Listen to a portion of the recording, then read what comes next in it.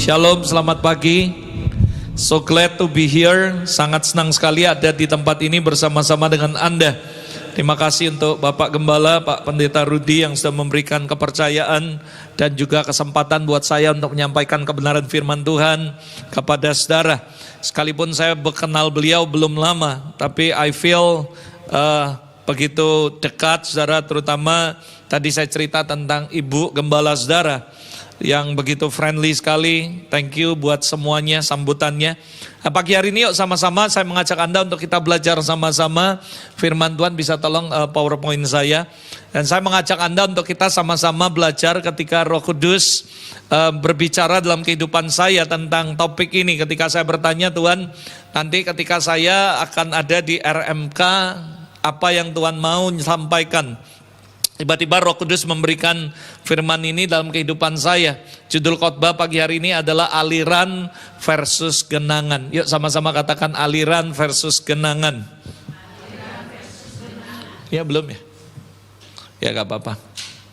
Oke. Nah saudara, gak apa-apa kita lanjut aja. Saudara, kalau Anda pelajari bahwa saya yakin sekali ada sebuah pesan yang Tuhan mau sampaikan buat kita. Dan saya mau menyampaikan sebuah topik ini, bagaimana kehidupan kita sebenarnya Tuhan kepingin itu seperti aliran, bukan genangan. Hari-hari ini ada begitu banyak orang yang merasa bahwa hidupnya merasa seperti aliran, tapi sebenarnya mereka nggak sadar hidup mereka sudah menjadi sebuah genangan. Genangan dan aliran pasti berbeda, saudara. Aliran itu airnya lebih jernih, lebih bagus dan sebagainya. Sementara genangan bisa kotor, bau dan sebagainya. Saya berdoa bahwa Anda mesti hidup menjadi sebuah aliran, bukan sebuah genangan. Nah saudara, air ini adalah unsur yang penting dalam kehidupan manusia. Dikatakan 65% saudara, ilmuwan menyatakan bahwa unsur terbesar dalam kehidupan manusia, dalam tubuh manusia adalah air saudara. Jadi air merupakan 65% unsur yang terbesar yang ada dalam tubuh kita. Dan dikatakan bahwa bahkan semesta ini pun saudara semuanya menjadi bagian terbesarnya adalah air saudara. Jadi air itu penting sekali. Kalau bicara nggak makan masih oke, nggak minum bisa bahaya saudara.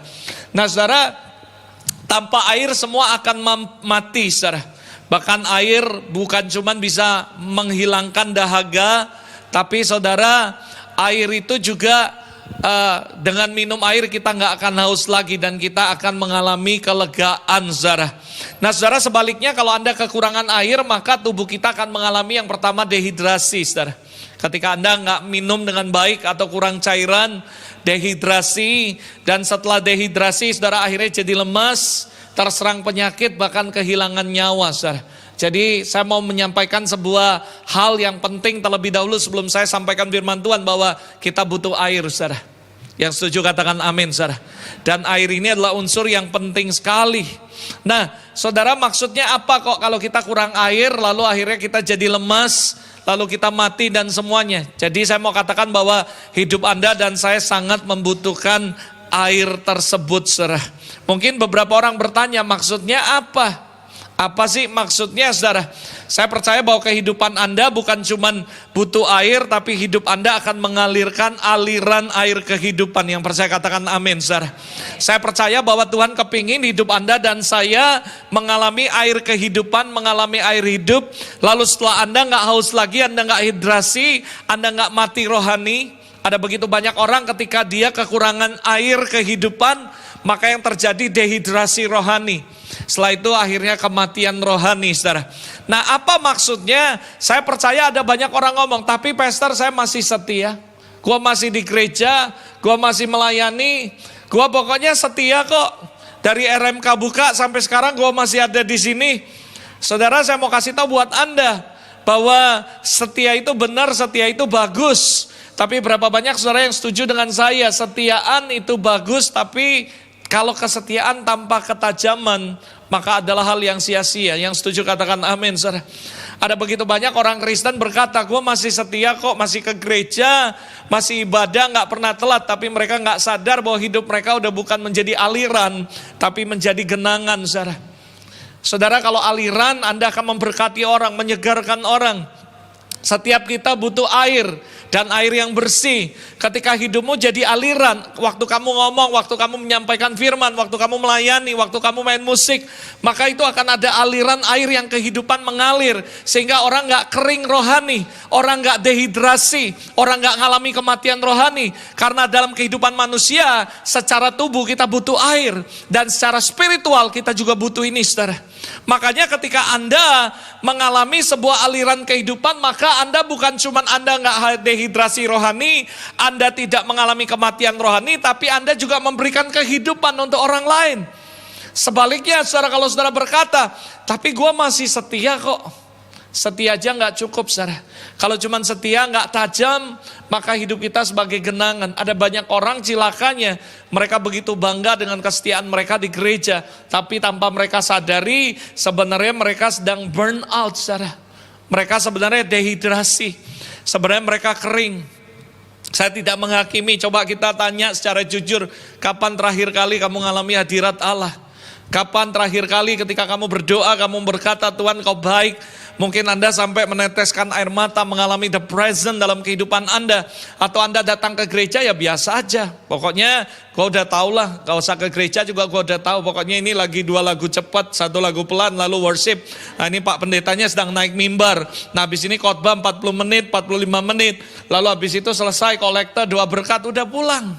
Every week Anda lakukan seperti itu tanpa encounter with God. Kenapa, saudara? Karena kita udah kering, kita udah mengalami dehidrasi dan tanpa sadar akhirnya kita mengalami kematian. Saudara, tidak hanya di dunia sekuler, hari-hari ini mereka banyak sekali burn out. Saya ketemu banyak orang, baik pengusaha, pendeta, semuanya mereka rata-rata burn out, saudara. Dan saya tanya, kenapa rata-rata? Karena mereka tidak lagi mengalami kehidupan dalam kehidupan mereka. Dan ternyata tidak cuma di dunia sekuler, saudara. Bahkan anak-anak Tuhan, pelayan Tuhan juga banyak mengalami burnout. Mereka melayani sih di mimbar, tapi tanpa mengalami dan merasakan hadirat Allah lagi. Ada begitu banyak orang bisa melayani bahkan berkhotbah, tapi mereka mengalami kekeringan sebenarnya. Mereka burnout. Makanya ada banyak orang yang melayani tiba-tiba bete aja, bosen. Kok gak tahu ya kenapa ya? Kok bosen banget melayani? Jenuh sekali melayani.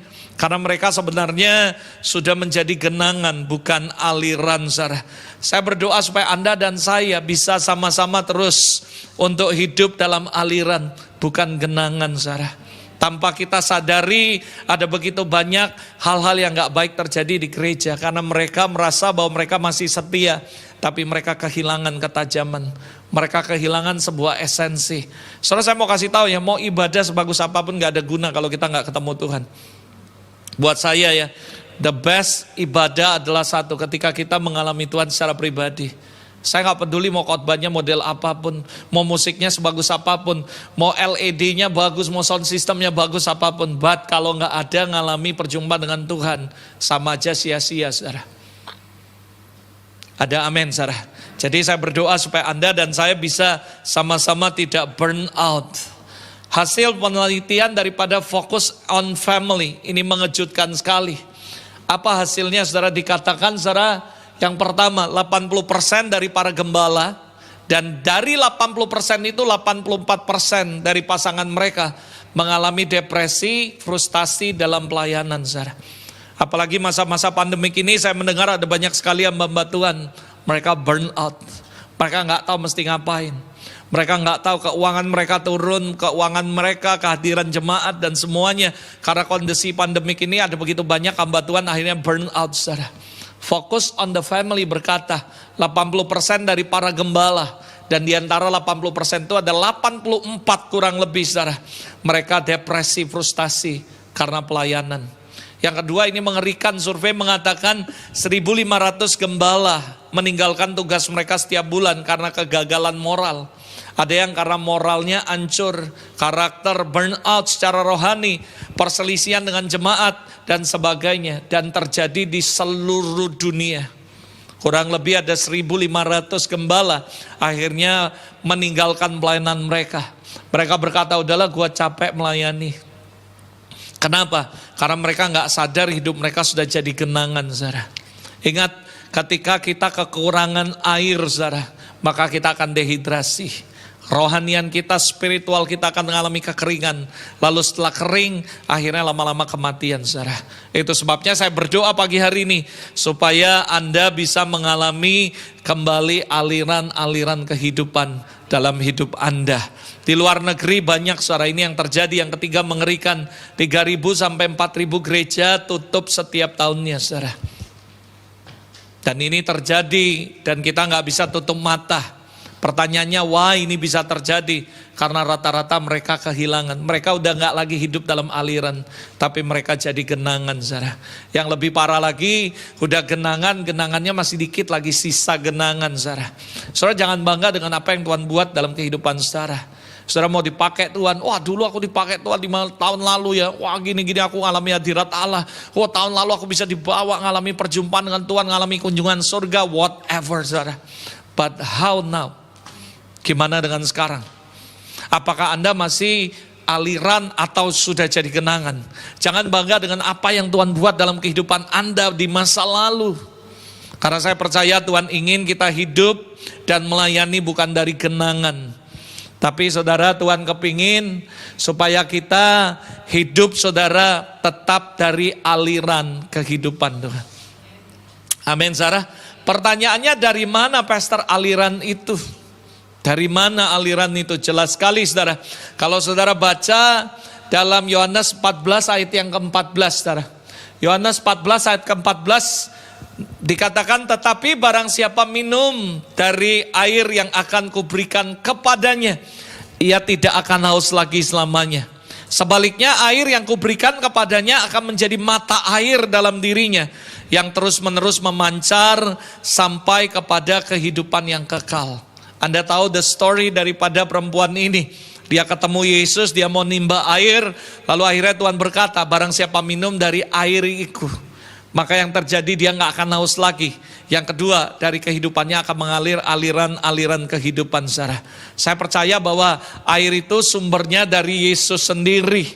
Yohanes 15, 4 ayat 15, lalu perempuan ini ngomong, Tuhan berikan aku air itu, supaya aku tidak haus lagi dan tidak usah datang untuk menimba air. Jelas saya percaya bahwa aliran-aliran kehidupan itu berasal dari Yesus sendiri. Yang percaya katakan amin, saudara. Makanya saya berkata, the esensi yang terbaik, yang terpenting, saudara, adalah mengalami Kristus dalam hidup kita. My question, sorry ya, kapan terakhir kamu mengalami Kristus dalam kehidupan Anda? Kalau Anda sudah kehilangan yang namanya encounter with Jesus, maka saya percaya kalau lama-lama saudara bukan hidup dari aliran, tapi berubah menjadi genangan, saudara. Ada begitu banyak orang Kristen, mereka sudah melupakan esensi yang paling penting dalam kehidupan mereka, yaitu encounter with Jesus. Saudara, ini penting sekali. Saudara, saya yakin sekali bahwa hal yang terpenting yang kita alami adalah every single day in our life, yaitu mengalami perjumpaan dengan Kristus, saudara. Karena saya percaya ketika Anda mengalami perjumpaan dengan Kristus, maka saya percaya Anda akan terus hidup dalam aliran, bukan genangan, saudara. Karena dia adalah sumber air itu sendiri. Yang percaya katakan amin, saudara. Saudara, Yohanes 7 ayat 38, aliran air kehidupan, saudara. Jadi kalau Anda percaya, saya yakin saudara, yang pertama, hal yang paling penting dalam esensi ini adalah Yesus itu sendiri adalah sumber daripada air tersebut. Kalau kamu minum daripada Yesus, maka saya percaya kamu gak akan haus lagi, tidak akan dehidrasi. Your spiritual gak akan pernah kering, tidak akan pernah mati. Tapi engkau akan terus mengalami yang namanya kepuasan di dalam Tuhan. Engkau bukan cuma mengalami tidak haus lagi, tidak dehidrasi, spiritualmu gak mati, gak kering. Tapi dari kehidupanmu akan mengalirkan aliran kehidupan, menjadi mata air dalam kehidupan Anda. If you believe that, kalau kamu percaya itu, saudara, maka dari hidupmu akan mengalir aliran-aliran air hidup, saudara. Jadi yang pertama yang harus Anda lakukan, Anda ngalami dulu perjumpaan dengan Tuhan secara personal. Anda gak haus lagi, Anda ngalami spiritual encounter dengan Tuhan, sehingga Anda tidak mati rohani, tidak kering, tidak jadi genangan. Lalu yang kedua setelah itu, saudara terus encounter with them. Dan apa yang terjadi ketika Anda terus bersekutu dengan Tuhan, maka dari kehidupanmu akan diubah menjadi mata air dan mengalirkan kehidupan buat orang lain. Saya sering ngomong sama anak-anak rohani saya, Semua khotbah apapun bagus, oke. Tapi harus ada kehidupan yang mengalir, saudara. Anda boleh mimpin pujian dengan nyanyian sebagus apapun, suara apapun. Tapi yang paling penting adalah bagaimana ketika Anda melayani, ada aliran kehidupan yang mengalir. Ini yang membuat perbedaan, saudara. Ketika orang mendengar Anda melayani, baik nyanyi, main musik, apapun. Ketika Anda mengalami jumpaan dengan Tuhan, Anda tidak haus, tidak kering, Anda dari aliran, lalu aliran ini akan mengalir ke orang lain. Maka orang lain akan dijamah Tuhan. Mereka akan ketemu Tuhan. Mereka yang tadinya kering, mereka akan dijamah oleh Roh Kudus. Dan mereka tidak kering lagi. Mereka akan mengalami hal yang ajaib bersama Tuhan. Yang setuju katakan amin, saudara. Lalu yang berikutnya, saudara, pertanyaannya, kenapa sih air bisa berubah jadi genangan? Saya tahu, saudara, somehow, saudara, setiap kita itu sebenarnya sudah mengalami perjumpaan dengan Tuhan. Tapi kalau kita nggak hati-hati, kita nggak jaga, saudara, maka somehow dalam kehidupan kita dari sebuah aliran ini bisa berubah menjadi genangan, saudara. Dan hati-hati, saudara, hari ini kita mau belajar sama-sama supaya beberapa poin ini tidak membuat kehidupan Anda yang tadinya sebenarnya aliran akhirnya berubah menjadi genangan. Sekali lagi, Tuhan mau supaya kita hidup sebagai aliran, bukan genangan, saudara. Jadi, saudara, ini beberapa hal yang penting yang menurut saya yang Anda tidak boleh menyepelekan. Kalau Anda melakukan 3 hal ini, maka saudara percaya bahwa aliran seringkali bisa berubah menjadi sebuah genangan. Tetapi, saudara, kalau Anda terus menjaga 3 hal ini supaya tidak terjadi dalam kehidupan Anda, maka saya percaya hidupmu akan terus jadi aliran. Berapa banyak saudara yang mau hidup Anda jadi aliran buat orang lain? Amin, saudara. Nah, 3 hal ini yang membuat kadang-kadang aliran akhirnya berubah menjadi genangan. Saya tahu sebenarnya sih waktu kita pertama kali terima Yesus, kita ini hidup kita mengalami tidak haus, kita mengalami on fire, kita mengalami hadirat Allah, kita mengalami semuanya. Tapi di end of the day, seiring jalan tiba-tiba aliran lama-lama jadi genangan. Ini yang sering terjadi. Nah, hari ini kita mau belajar sama-sama gimana supaya hidupmu tetap jadi aliran, tidak berubah menjadi genangan, saudara. Nah, yang pertama, kenapa aliran bisa berubah menjadi sebuah genangan? Yang pertama adalah mengabaikan hubungan, saudara. Perhatikan baik-baik, kalau Anda mengabaikan hubungan ini maksudnya hubungan dengan Tuhan, of course, saudara. Saudara harus sadar, ketika saudara mulai mengabaikan hubunganmu dengan Tuhan, maka saya percaya aliranmu akan berubah lama-lama jadi genangan, saudara. Jangan pernah abaikan hubunganmu dengan Tuhan. Saudara percayalah, kita harus connect sama Tuhan. Karena hidup kita ini, itu cuman seperti selang. Berapa banyak saudara yang percaya, ini menurut saya, Anda boleh setuju, boleh tidak, terserah. Berapa banyak saudara yang percaya, Anda dan saya dipanggil sebagai saluran, bukan sebagai sumber. Karena sumbernya tetap Tuhan, bukan kita. Berapa banyak saudara yang setuju, angkat tangan, saudara. Sekali Anda dan saya dipanggil sebagai saluran, bukan sumber, saudara. Jadi kita nggak bisa ngapa-ngapain, kita nggak bisa buat apa-apa. Kita cuman selang, saudara. Katakan saya selang. Jadi ibaratnya kalau air, saudara, itu dibuka. Kalau ada selangnya, lalu Anda jadi selang yang baik, selang yang bagus, selang yang bersih, maka Anda tinggal alirkan kemana aja, saudara.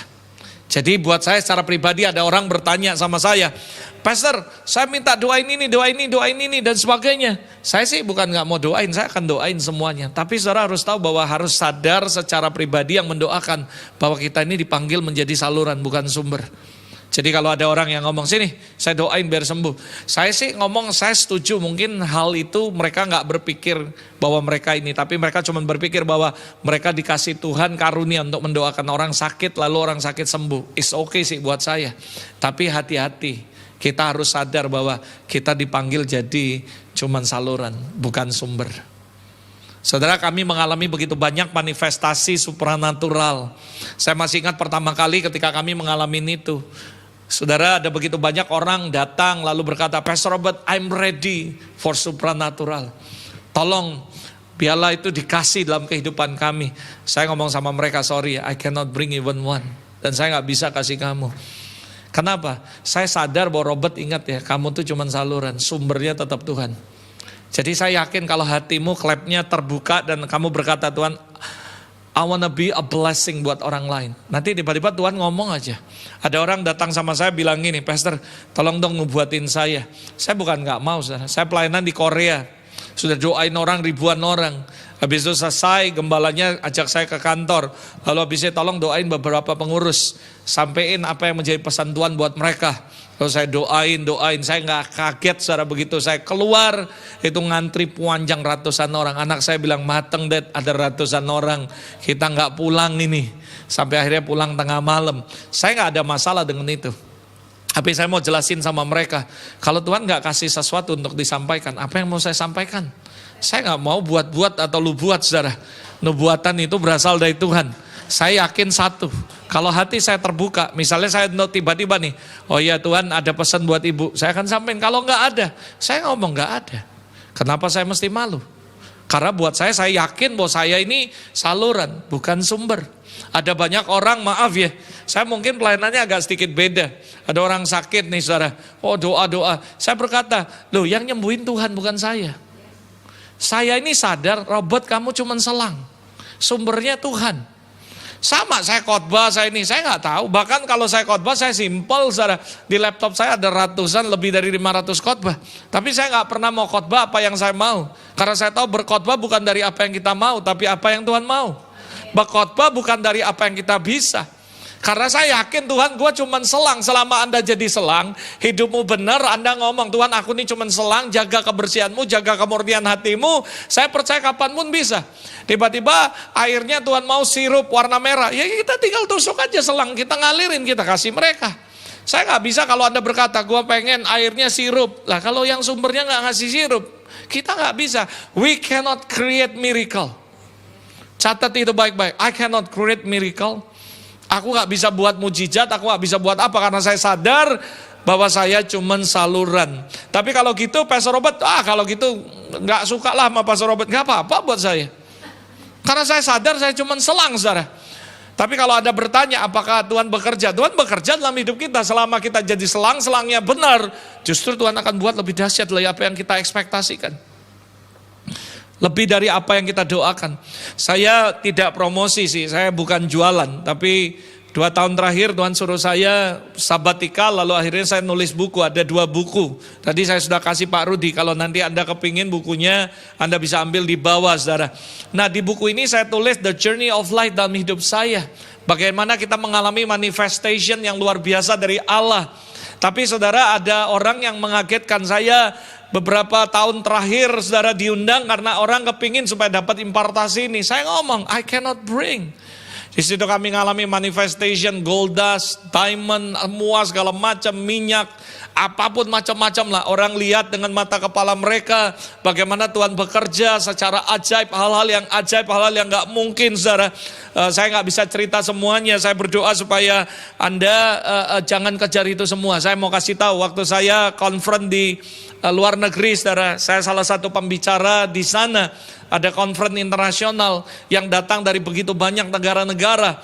Lalu saya diwawancara, Pastor Robert, what is the greatest glory in your church?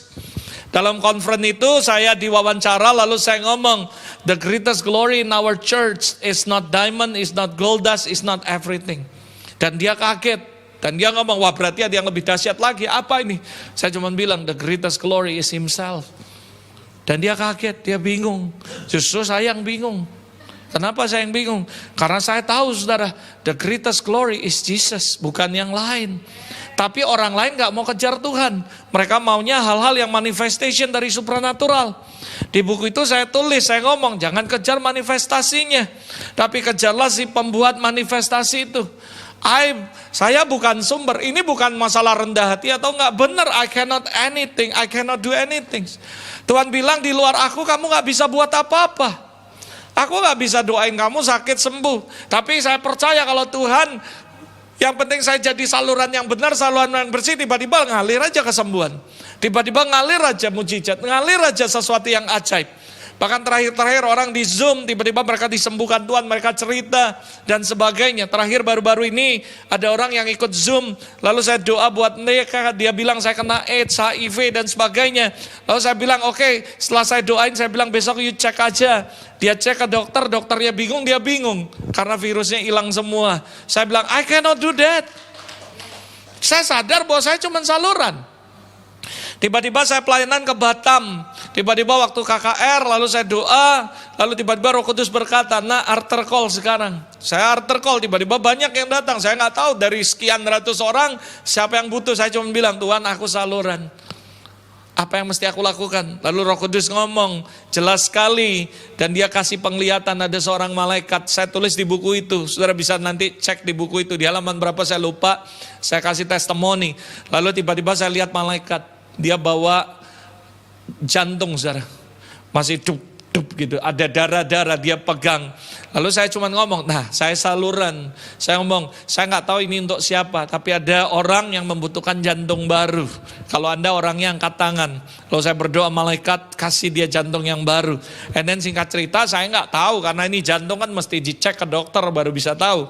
And then selesai, 3 bulan kemudian saya ditelepon oleh seorang pengusaha dari Batam. Saya kenal bapak ini, lalu dia berkata, Pastor Robert, can I go to your church? Ya boleh dong, silakan, saya bilang. Dia datang ke gereja kami, lalu dia kesaksian.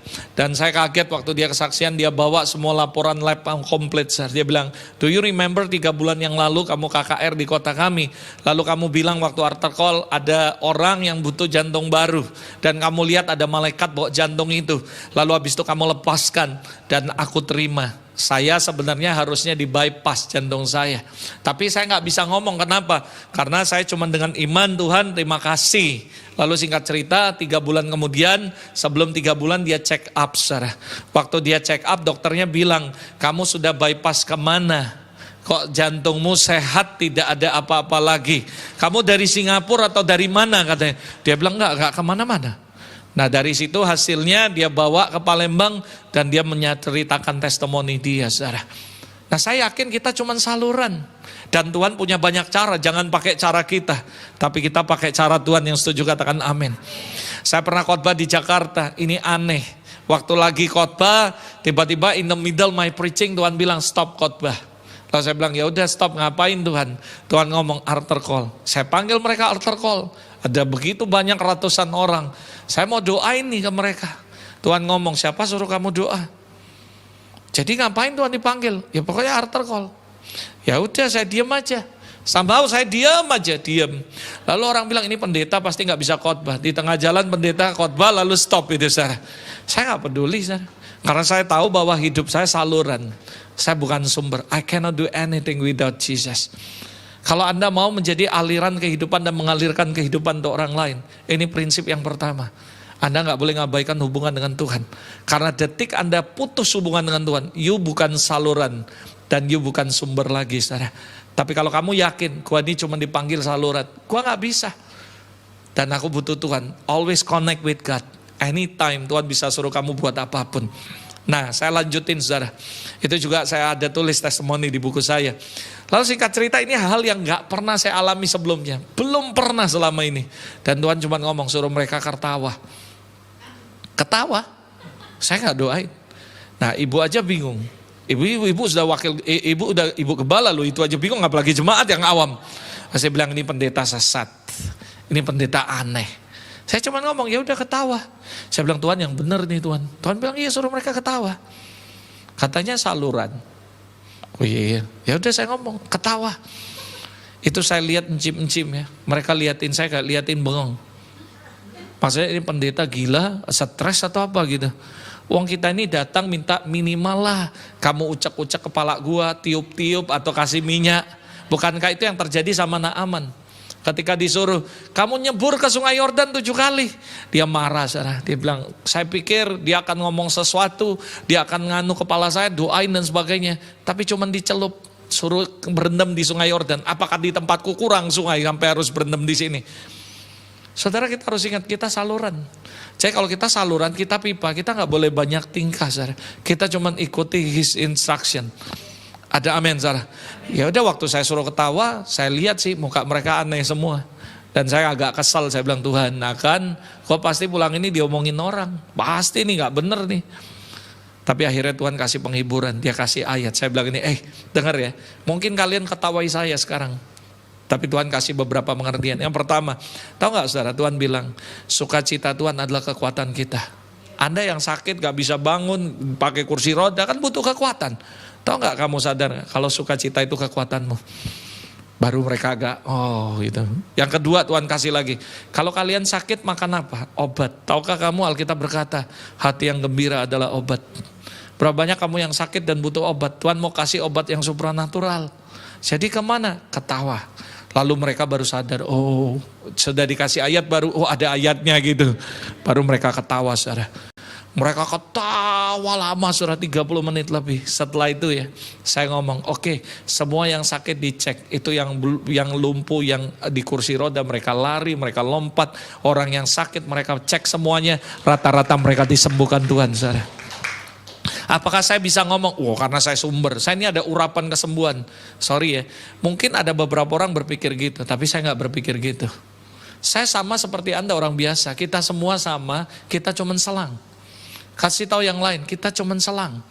Tuhan bisa pakai anak kecil, Tuhan bisa pakai orang tua, Tuhan bisa pakai pendeta, Tuhan juga bisa pakai orang biasa. Yang bahkan gak sekolah teologi ya.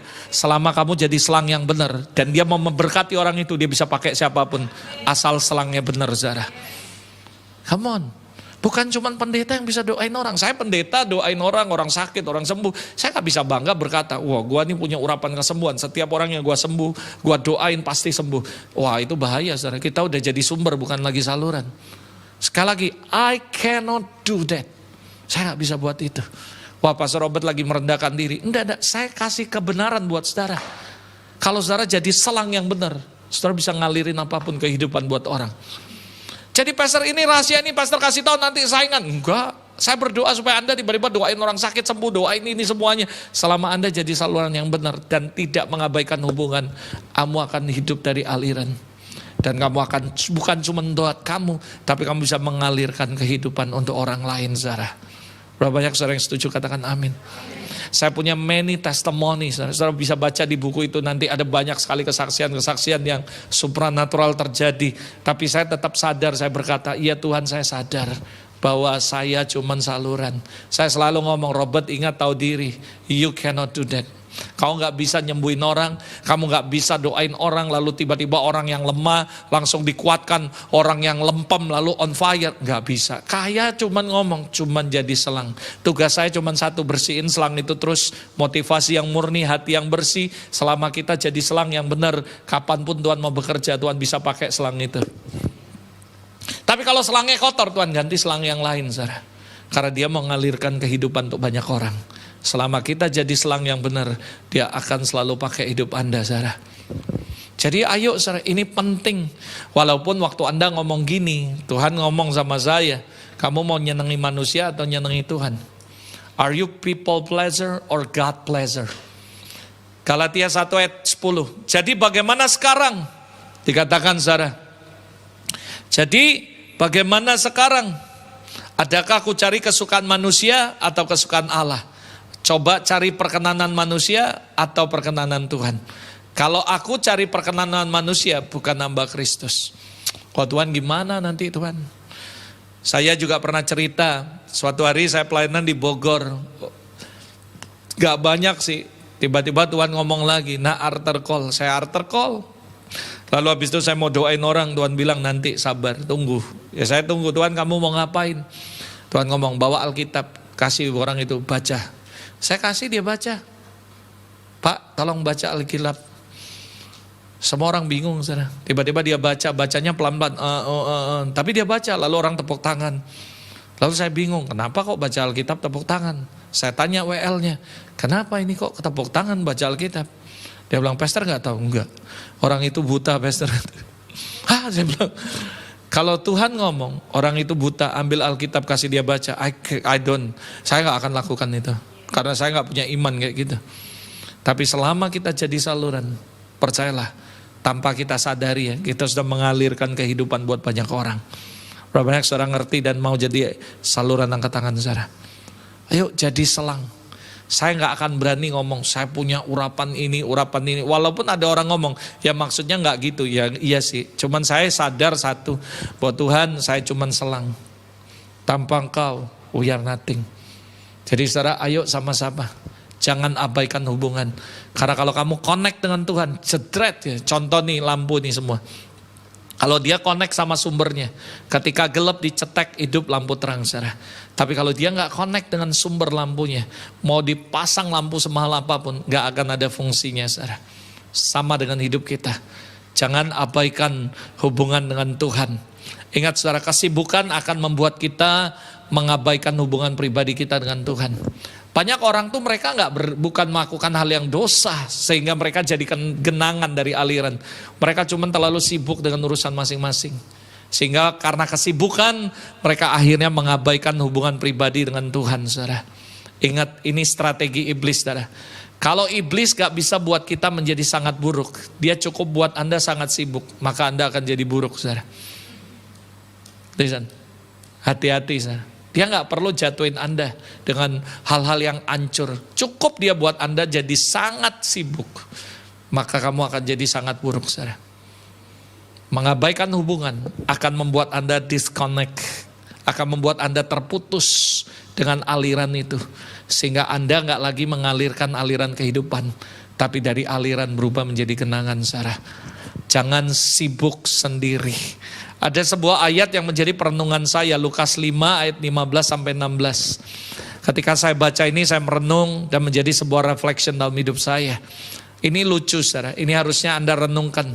Tetapi kabar tentang Yesus makin jauh tersebar. Datanglah banyak orang berbondong-bondong kepadanya untuk dengeri khotbahnya. Didoain untuk kesembuhan mereka dan sebagainya. Ayat 16 ini yang membuat saya bertanya, kok aneh? Kenapa? Yesus datang ke sebuah tempat, banyak orang datang berbondong-bondong untuk dengeri khotbah Yesus dan minta didoakan dan disembuhkan. Tapi ini yang reaksi Yesus. Akan tetapi ia mengundurkan diri ke tempat yang sunyi dan berdoa. Apakah Anda gak melihat sesuatu yang aneh? Bukankah Tuhan ngomong kita ngelayani orang penting? Betul. Tapi saya mau kasih tahu konteks ayat ini adalah Tuhan berkata hubungan dengan Bapaknya lebih penting daripada pelayanannya selama di muka bumi. Berapa banyak dari kita sibuk pelayanan, tapi kita mengabaikan hubungan. Sehingga pelayanan kita lah yang membuat aliran itu terhenti. Karena kita sibuk dengan pelayanan, sehingga kita mengabaikan hubungan dengan Bapak kita. Saya ngomong sama banyak orang, dengar ya, hubungan saya dengan Bapak di sorga jauh lebih penting dari semua khotbah saya dimanapun. Kita boleh doain orang, boleh. Tapi ada waktunya, Tuhan ngajarin kita konteksnya. Ada waktunya kamu harus tahu prioritas. Banyak orang Kristen gak ngerti prioritas. Tuhan, bukankah kita ini pelayanan? Betul sih. Tapi pelayanan penting. Tapi hubungan dengan Bapa di sorga jauh lebih penting daripada pelayanan. Yang setuju katakan amin, Sarah. Semua Anda yang melayani, puji Tuhan kalau Anda melayani. Tapi jangan pernah mengabaikan hubungan. Karena detik Anda mengabaikan hubungan dengan Tuhan, maka yang terjadi kamu akan terputus dari aliran. Dan akhirnya apa yang terjadi, saudara? Anda akan jadi genangan, saudara. Saya tahu karena waktu saya mesti cepat, saudara. Kisah Maria dan Marta adalah cerminan bagi pelayan Tuhan. Anda tahu the story of Marta dan Maria. Dan Tuhan bukan berarti ngomong pelayanan gak penting, rajin gak boleh, bukan. Tapi kita harus ngerti prioritas. Sebagai konteks Lukas 15, konteks Marta Maria ini, Tuhan sedang ngajari kita supaya kita mengerti prioritas dalam kehidupan kita. Ada amin, Sarah. Jadi sekali lagi, jangan mengabaikan hubungan. Detik kamu abaikan itu, maka aliran hidupmu akan berubah menjadi genangan. Saya percaya keberfungsian, keberhargaan, kemaksimalan kita itu tergantung hubungan kita dengan Tuhan, Sarah. Detik kita punya hubungan dengan Tuhan, kita akan lebih berfungsi, lebih berharga, lebih maksimal dalam semua kehidupan kita. So sekali lagi, ini yang paling penting nomor satu. Kalau Anda mau hidup Anda terus jadi aliran, tidak berubah jadi genangan, jangan pernah abaikan hubungan dengan Bapakmu, Sarah. Amin, Sarah. Hubungan dengan Bapa itu lebih penting dari apapun. Yang kedua, apa yang membuat aliran berubah jadi genangan? Yaitu kesombongan, Sarah. Kesombongan membuat air terhenti. Dan ini yang sering terjadi. Kenapa hidup kita tadinya aliran tiba-tiba berubah jadi genangan? Kenapa? Karena kesombongan, Sarah. Ingat, ada prinsip dari hukum daripada air. Bahwa air mengalir dari tempat tinggi ke tempat yang lebih rendah, Sarah. Selama Anda merasa, gua udah bisa, udah khotbah sering, gua udah melayani sering. Ketika detik Anda menyombongkan diri, Anda nggak sadar bahwa air itu hukumnya mengalir dari tempat tinggi ke tempat rendah. Selama Anda nggak merendahkan diri, maka yang terjadi saudara, Anda tidak akan mengalami aliran lagi. Tuhan nggak suka dengan orang yang sombong, saudara. Kesombongan itu menempatkan diri kita menjadi musuh Allah. Lihat di Alkitab tokoh-tokoh orang yang sombong, hari-hari itu mereka hidupnya hancur semua. Ada begitu banyak orang yang tadinya dipakai Tuhan, dia angkat Tuhan, lalu mereka berubah setia, mereka sombong, akhirnya mereka jadi genangan semua. Kita harus terus jaga aliran-aliran kehidupan dan jangan pernah mengubah itu jadi genangan. Tanpa disadari banyak orang ini yang terjadi, jam terbang telah menumbuhkan kemandirian kita dan mengurangi ketergantungan kita dengan Tuhan, saudara. Wah, biasa udah sering khotbah, gak usah persiapan. Pokoknya gampang lah, ngeflow aja. Ada begitu banyak orang pakai istilah ngeflow, saudara.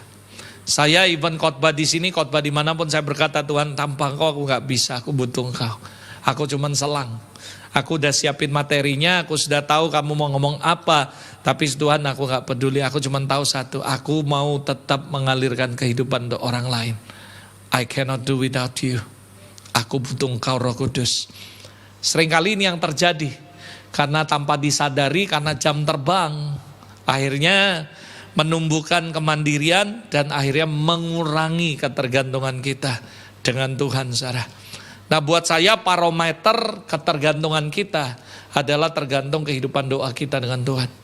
Kenapa kita berdoa? Karena kita sadar tanpa Tuhan kita nggak bisa. Jadi saudara, parameternya apakah kita ini bergantung atau enggak sama Tuhan, tergantung bagaimana kehidupan doa Anda dengan Tuhan. Hati-hati, ini yang terjadi. Telah terjadi sebuah shifting dari percaya Tuhan akhirnya berubah menjadi percaya diri, saudara.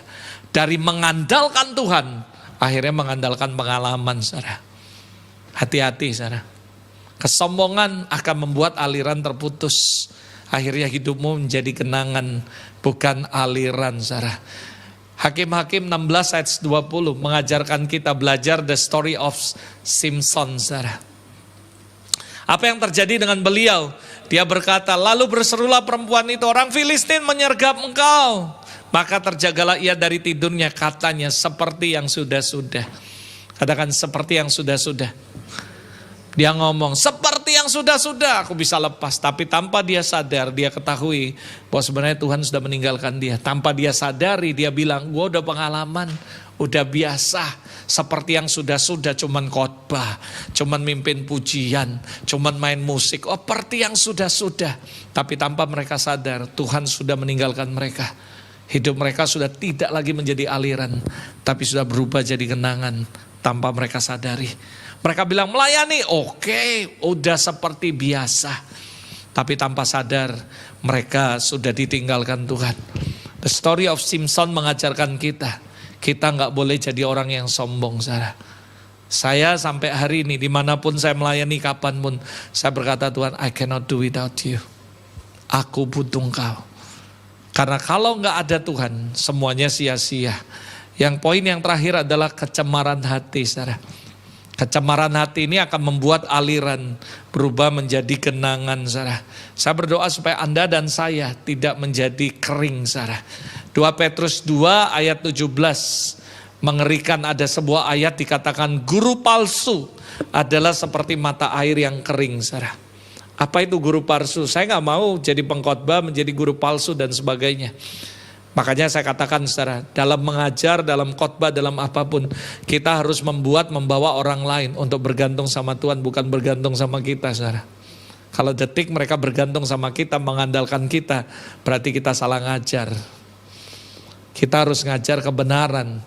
Ada banyak orang, saya kemarin khotbah di beberapa tempat saya berkata, kita harus ngerti bagaimana membangun kehidupan kita. Yang pertama adalah blueprintnya dulu. Blueprint dari kehidupan Anda is Christ likeness, menjadi seperti Kristus. Kembali kepada kodrat ilahi. Saya gak bisa sebagai bapak rohani, sebagai pendeta, memaksa Anda untuk menjadi seperti saya. Karena blueprint yang Tuhan bangun untuk hidup saudara bukan menjadi seperti hamba Tuhan manapun di dunia.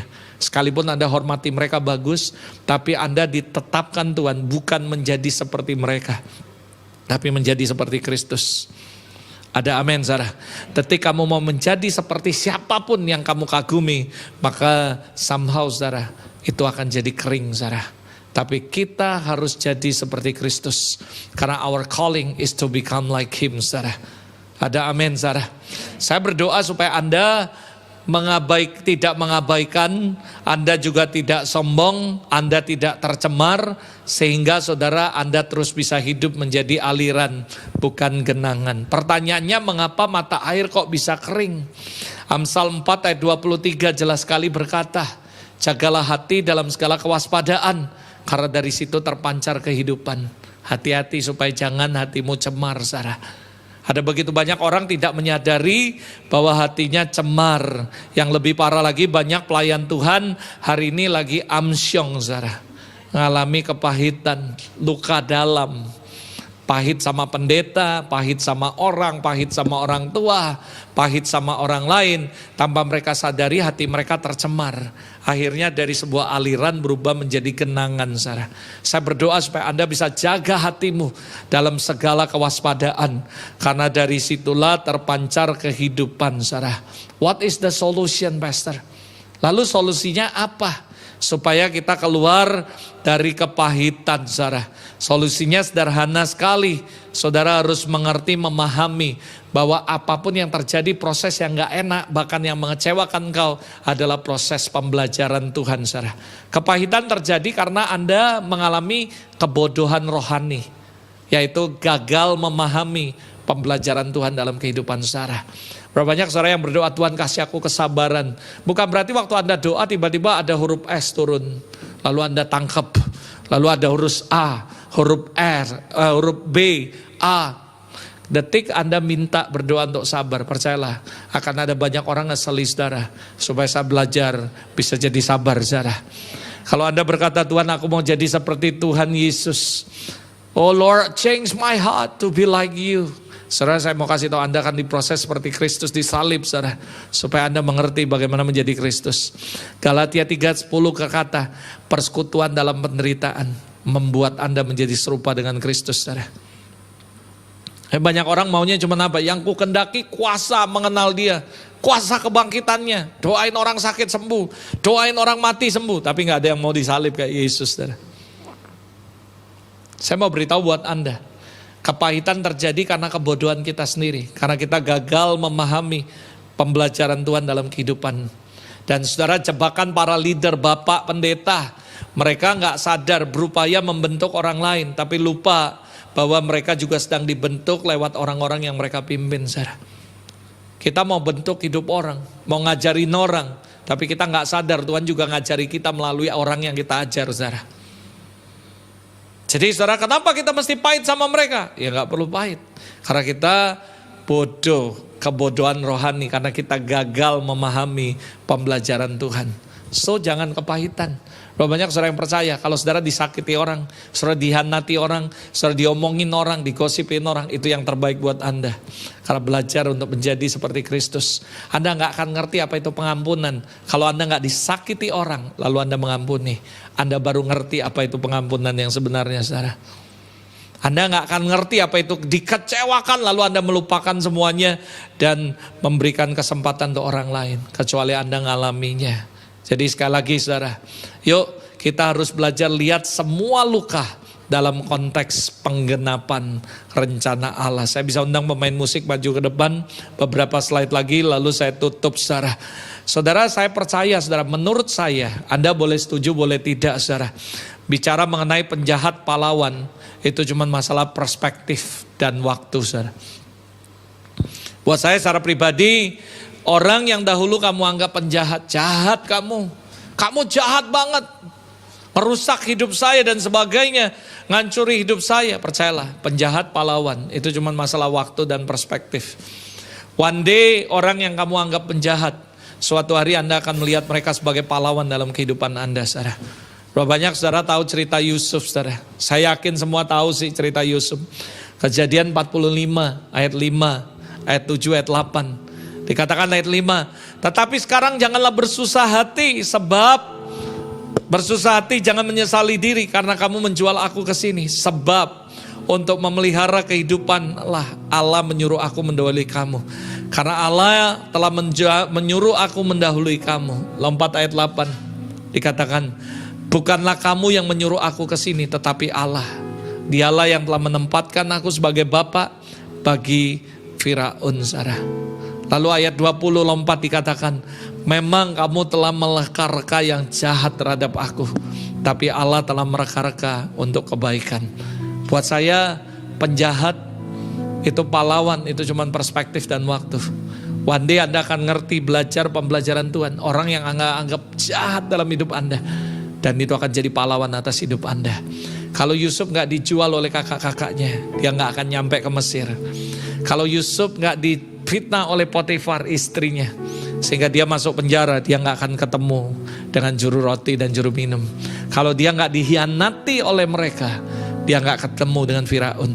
Kalau dia gak ketemu Firaun, artinya dia gak akan jadi penguasa. Orang yang dulu Yusuf anggap jahat, saya bisa bayangin ketika Yusuf nangis memohon kakak-kakaknya untuk enggak menjual dia dan menceburkan dia ke dalam sumur. Dia nangis, saudara. Tapi kakak-kakaknya enggak peduli. Mungkin dia berkata, kakakku jahat. Masa sih kakak sendiri mau mencelakain aku, bahkan menjual aku. Tapi saudara tahu apa yang terjadi? Perspektifnya berubah. Dia berkata, engkau membuat yang jahat dalam hidupku, tapi Tuhan mengubahnya menjadi kebaikan. Perspektif kita harus berubah. Kalau ada hal-hal yang gak baik yang kita alami, anggap itu sebagai pembelajaran. Karena saya tahu pembelajaran akan membuat kita menjadi lebih baik. Saya akan tutup dengan sebuah kata ini, lalu saya akan tutup. Ingat, kalau kita selalu merasa bahwa diri kita sebagai korban, maka kita tidak akan pernah bisa jadi pemenang, saudara. Jangan pernah ngomong, gua ini korban, gua ini dikorbankan. Jangan, saudara. Yusuf berkata, kenapa kamu harus menyesali? Tuhan yang panggil aku mendahului kamu untuk memberi makan bangsa-bangsa. Saudara, yang tadinya Yusuf menganggap kakak-kakaknya penjahat, akhirnya tiba-tiba berubah menjadi pahlawan buat mereka. Berapa banyak saudara yang mengalami hari ini? Mungkin Anda dijahati orang, Anda disakiti orang, Anda dihianati oleh orang, Anda ngalami yang gak enak. Ubah perspektif Anda. Anggap itu sebagai proses pembelajaran. Karena hidupmu akan dibawa Tuhan mengalami hal-hal yang ajaib bersama Tuhan. Yang percaya katakan amin. Ingat saudara, jangan mengabaikan hubungan.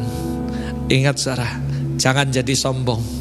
Ingat saudara, jangan biarkan hatimu tercemar dengan segala macam yang gak penting. Percayalah, Roma 8:28, Allah turut bekerja. Apapun yang terjadi dalam hidup Anda, itu yang terbaik buat kita. Yuk kita berdoa sama-sama, tundukkan kepala. Thank you Lord. Terima kasih Tuhan. Thank you Lord, thank you Lord. Thank you Lord. Terima kasih Tuhan. Terima kasih Tuhan, terima kasih. Pagi hari ini saya gak tahu apa yang sedang Anda alami. Saya gak menjadi hakim atas hidup saudara. Tapi kalau Anda merasa Tuhan, aku ngalami sih. Hari-hari ini aku merasa bahwa sebenarnya aku ngalami dehidrasi secara rohani. Aku memang sih ke gereja melayani, aku bahkan ke gereja, ada di gereja setia. Tapi sebenarnya jujur aku kering Tuhan. Tanpa aku sadari sebenarnya aliran itu sudah mulai berubah menjadi sebuah genangan. Maka hari ini Anda berkata, Tuhan aku mau air itu. Yang kamu butuhkan cuma satu, dari Tuhan sendiri. Dan saya berdoa biarlah hari ini Tuhan sendiri akan datang dalam kehidupan saudara. Saya berdoa pagi hari ini biar Yesus sendiri yang akan menjamah kehidupan saudara. Sehingga hidupmu akan diubah kembali dari genangan, bahkan menjadi sisa genangan, akan diubah kembali menjadi aliran kehidupan. The only one thing you need is Jesus. Hari ini maukah Anda dengan segenap hati, dengan sungguh-sungguh, dengan rendah hati yang berkata, Lord I need you. Aku butuh Engkau Tuhan. Aku butuh Engkau Yesus. Hari ini aku minta Tuhan, aku diubah kembali menjadi sebuah aliran. Kalau hari ini Anda mengalami dehidrasi secara spiritual, Anda mengalami kekeringan bahkan hampir mati, kematian rohani, hari ini berdoa dan berkata, Tuhan aku butuh Engkau pagi hari ini. Siapapun Anda yang ada tempat ini, kalau Anda merasa Tuhan aku orangnya, maukah Anda bangkit berdiri, angkat kedua tanganmu sama-sama di hadapan Tuhan. Gak usah malu, bangkit berdiri, angkat tanganmu. Dalam situasi yang seperti ini Anda gak perlu maju, gak apa-apa. Cukup Anda berdiri di tempat duduk Anda angkat tanganmu. Saya berdoa supaya Roh Kudus menjamah hidup Anda. Gak usah malu, ingat kesombongan akan membuat aliran terhenti. Justru kehidupan itu akan berubah menjadi sebuah genangan. Tapi dengan rendah hati yang berkata, Tuhan, I need you, aku butuh Engkau. Aku butuh Engkau Tuhan. Thank you Lord. Tuhan, Kau melihat setiap orang-orang yang mengangkat tangan dan berdiri. Tuhan, aku berdoa, biar hari ini Tuhan, Engkau jamah setiap mereka. Jamah mereka Roh Kudus. Jamah mereka, jamah mereka. Thank you Lord, thank you Lord. Aku berdoa Roh Kudus, biar hari ini Tuhan, Engkau sendiri yang menjamah hidup mereka dan menjadikan mereka kembali aliran kehidupan. Biar aliran kehidupan itu mengalir, memenuhi setiap mereka this morning Lord. Thank you Lord, thank you Lord. Aku berdoa Roh Kudus, touch them. Yuk Anda semua yang sudah bangkit berdiri, sudah mengangkat tangan, berseru sama Tuhan sekarang. Yuk berdoa dan berkata, Lord, I need you, I need you. Aku butuh Engkau Tuhan. Aku butuh Engkau Tuhan. Thank you Lord, thank you Lord. Jamah Roh Kudus, jamah mereka. In Jesus name. Kurabashakata karabashikete aralabash. Hurabakashekete aralabash kotokoroboshe. Hurabakasete kere aralabashe. Thank you Lord, thank you Lord. Mari Roh Kudus bergerak, jamah setiap mereka. Jamah Tuhan, biar mereka mengalami aliran itu hari ini, sekarang Tuhan Roh Kudus. In Jesus name, in Jesus name. Bless them Lord. Tuhan, aku berdoa untuk setiap mereka hari ini in Jesus name, dalam nama Yesus. Biar hidup mereka kembali mengalami aliran kehidupan. Aku berdoa tidak ada dehidrasi, tidak ada kematian rohani. Tapi aku berdoa hari ini Tuhan, bahkan genangan itu diubah kembali menjadi sebuah aliran dalam hidup mereka. Aku berdoa dalam nama Yesus. Terima kasih untuk aliran kehidupan. Bahkan aku berdoa untuk orang-orang yang sedang streaming dimanapun mereka berada. Tuhan, kalau hari ini mereka mengalami dehidrasi secara spiritual, aku berdoa Roh Kudus yang sama bekerja dan menjamah hidup mereka hari ini. At their home, di rumah-rumah mereka. Roh Kudus, Kau jamah, alirkan aliran kehidupan dalam hidup mereka. In Jesus name, in Jesus name. Terima kasih Tuhan. Thank you Lord, thank you Lord. We give thanks to you Lord. Thank you Lord, thank you Lord. Yuk sama-sama ngucap syukur. Terima kasih Tuhan. Thank you Lord, thank you Lord. Terima kasih Tuhan. Terima kasih Bapak, terima kasih Tuhan Yesus. Sekali lagi kami mengucap syukur Tuhan untuk pagi hari ini, untuk apa yang Kau lakukan di tengah-tengah kami Tuhan. Thank you Lord, thank you Lord. Terima kasih Tuhan. We give you all the glory. We give you all the praise. Thank you Lord, thank you Lord.